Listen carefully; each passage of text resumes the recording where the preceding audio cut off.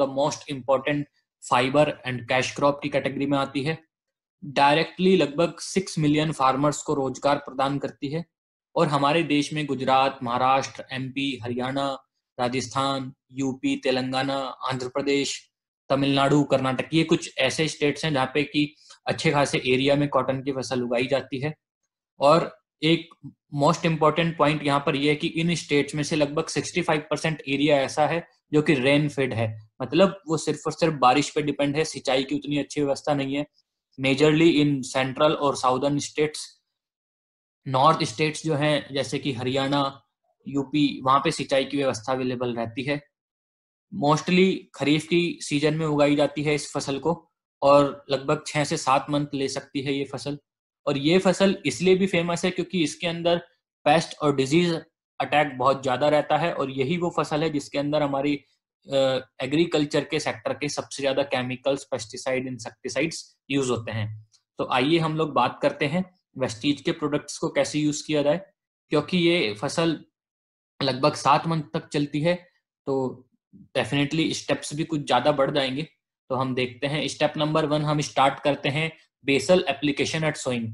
अर्थात जब भी कोई किसान अपने खेत को तैयार कर रहा है कॉटन की फसल के लिए, तो खेत को तैयार करने के बाद जब वो बीज की बुआई करने जा रहा है, उससे पहले वो DAP, NPK, different different type of fertilisers का यूज करता है मिट्टी को उर्वरक बनाने के लिए, फंगस से बचाने के लिए, फसल को ग्रोथ देने के लिए। तो उस टाइम पे हम humic granules, Agri Protect, Agri 82 का इस्तेमाल कर सकते हैं।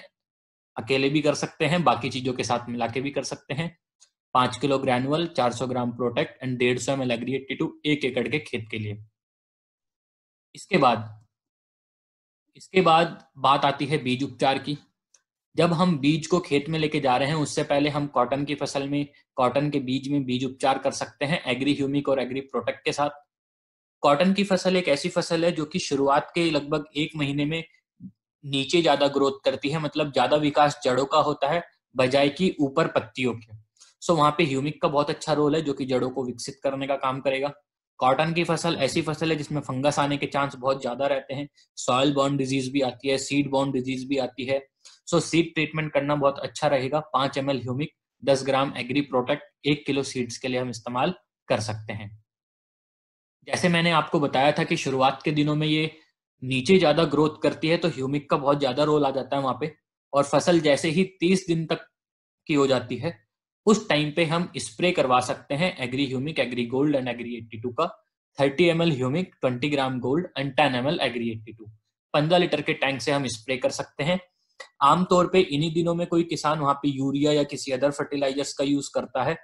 सो अगर आप स्प्रे नहीं करना चाहते तो इन प्रोडक्ट को उसके साथ मिला के भी आप इस्तेमाल करवा सकते हैं अपने खेत में। इसके बाद बात आती है स्टेप नंबर 4, जो कि फसल के लगभग जर्मिनेशन के 50 से 60 दिन के बाद का टाइम होता है। और कुछ कुछ पौधों पे इस समय में हमें बर्ड्स या स्क्वायर बोलते हैं इनको, स्क्वायर्स दिखने स्टार्ट हो जाते हैं जो कि आगे जाके फ्लावर्स में कन्वर्ट होते हैं। और यही वो टाइम है जब हमें ऐसे किसी प्रोडक्ट का स्प्रे करना है जो कि हमारे बर्ड्स को फ्लावर्स में कन्वर्ट होने में मदद करे, उनको झड़ने से रोके। सो यहाँ पर हम एग्री नैनोटेक 20 ग्राम, एग्री मोस 20 ml, एग्री 82 10 ml, तीनों को मिक्स करके स्प्रे करवा सकते हैं। ये 15 लीटर के टैंक की डोज है।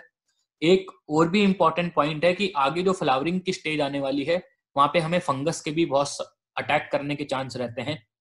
सो यही वो स्टेज है जहाँ पे आप कोई फंजीसाइड भी ऐड कर सकते हैं। हालांकि मैंने नहीं किया है, बट अगर आपको लगता है कि कोई भी ऐसी चांस है कि फंगस आ सकती है, तो आप इसी के साथ कोई बायो फंजीसाइड या फंजीसाइड को भी ऐड कर सकते हैं।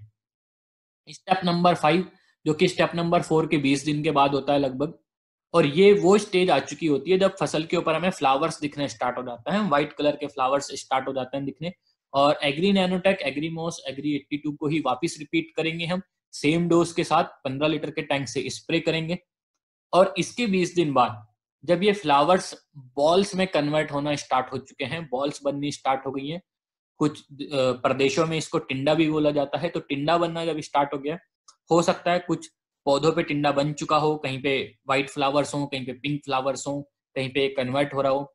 सो हम स्टेप नंबर 6 में भी सेम स्प्रे कर सकते हैं एग्री नैनोटेक, एग्री मॉस और एग्री 82 का 20 ग्राम, 20 ml और 10 ml की मात्रा में 15 लीटर के टैंक से। तो ये 6 स्टेप्स हैं कम से कम 5 स्टेप तो हम जरूर करें शुरू के, क्योंकि फसल लंबी है तो इसलिए 6 स्टेप्स करना इंपॉर्टेंट हो जाता है, बट एटलीस्ट 5 स्टेप्स हम जरूर करें। और अगर हम 6 के 6 स्टेप करते हैं फसल में तो लगभग हमें